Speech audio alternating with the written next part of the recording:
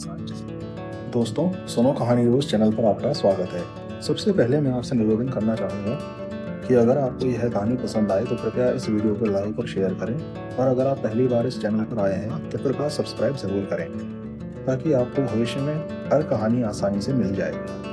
तो चलिए आज की कहानी शुरू करते हैं। बात बहुत पुरानी है।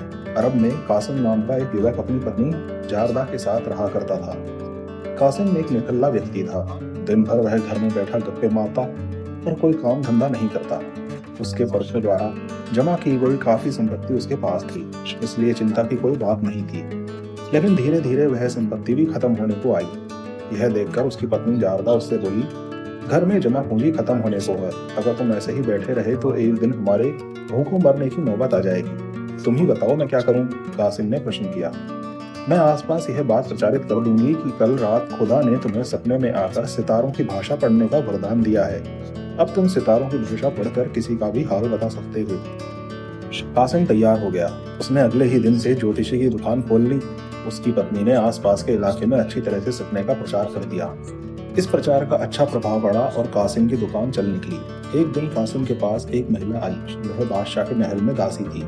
महिला परेशान स्वर में बोली, मैं बहुत परेशान हूँ, मेरी जान मुश्किल में है, कृपया कोई हल निकाल दीजिए, मैं आपको मुंह मांगी कीमत दूंगा। दरअसल वह दासी बादशाह के घर पानी भरने का काम करती थी। एक दिन जब बादशाह स्नान घर से नहाकर बाहर निकला तो उसकी अंगूठी वहीं छूट गई।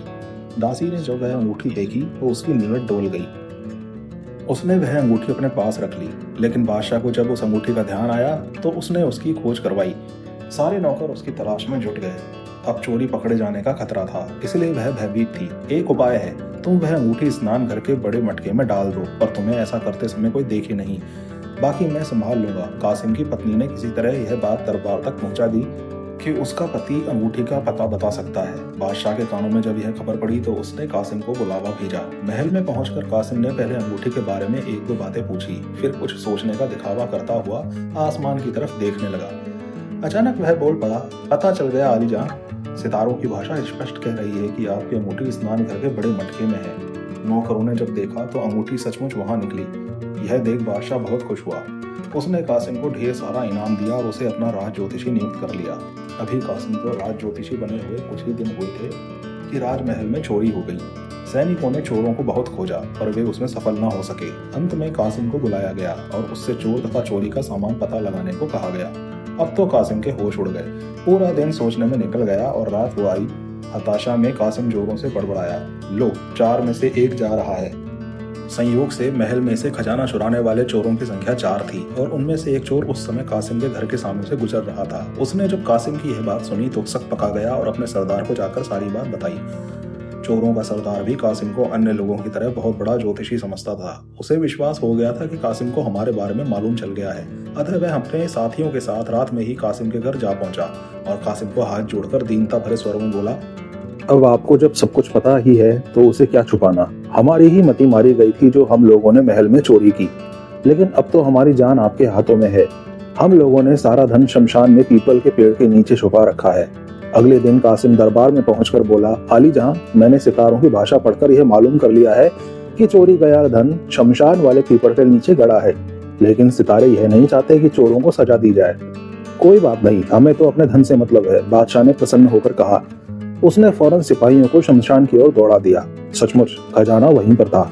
सैनिकों ने थोड़ी ही देर में उसे ले जाकर बादशाह के सामने कर दिया।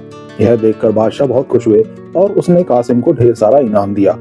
भला बकरे की माँ कब तक खैर मनाएगी, एक ना एक दिन तो उसकी शामत आती ही है। एक दिन की बात है, बादशाह सैर को गए हुए थे।